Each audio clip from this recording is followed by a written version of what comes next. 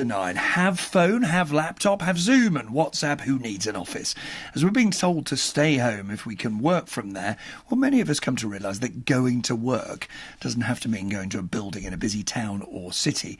And what will we miss if that is true? We're joined by Lucy Kellaway, former FT columnist who left after many years working in office to found an organisation called Now Teach.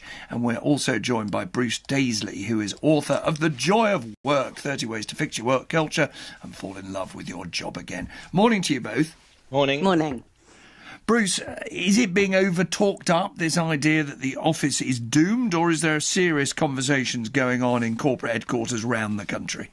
Well, the unfortunate thing is I think the game's up on the office simply because the money men have got involved. I was chatting to someone who works at a major media outlet last week, and he said we used to have 1,400 people coming into this office every day. For the last 8 weeks, we've had 30 people and the product hasn't changed. He said anyone who thinks we're going to go back to the way things used to be is bananas.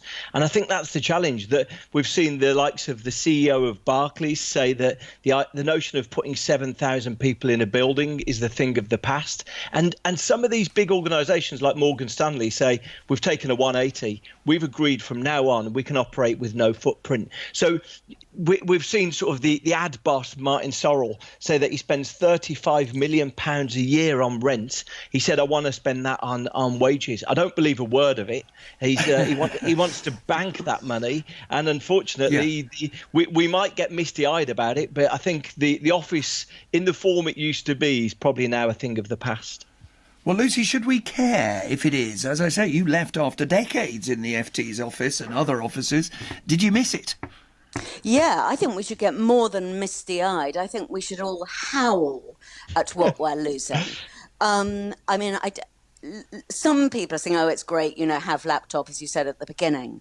But that might be okay for a very short amount of time. I think the most important thing about the office is it gives some sort of meaning to what we do. I mean, most of what we do at our laptops, let's face it, is pretty much meaningless.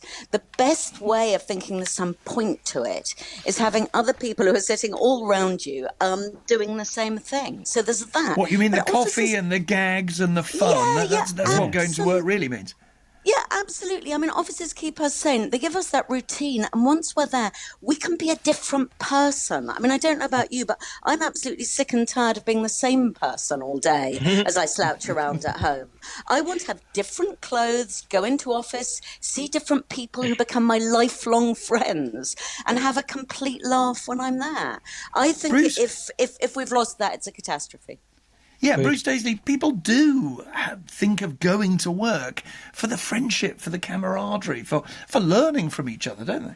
Absolutely. And I asked a few people last week whether they felt they'd laughed more or less in the last 8 weeks. And 2/3 of people I spoke to said they'd laughed less. I think we've lost something with this. There's something fascinating as well. If we reductively think that the way we do work is these online video calls and emails, we lose something. There was some wonderful work done out of Massachusetts Institute of Technology, and they discovered that all of the best stuff happened with the chit-chat by the water machine, the quick chat by the lift. Why? He looked into the evidence why. He said it's because the boss isn't there. We feel able to talk more honestly when the boss isn't staring down at us. And unfortunately, what we've shifted to now is this world where we're on these non-stop video calls.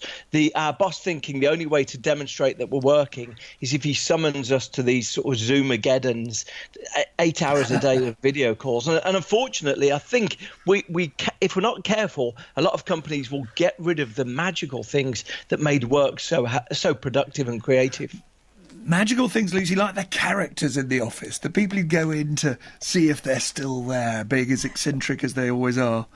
Well, I think the tragedy is we've lost some of them already. I mean, I joined the office in the golden age in the middle of the 1980s, where there were all the sort of high-functioning alcoholics and the weird people who seemed to used to sleep there, and we chain-smoked at our desk, and there was an awful lot of sort of very untoward goings-on, masses of pranks.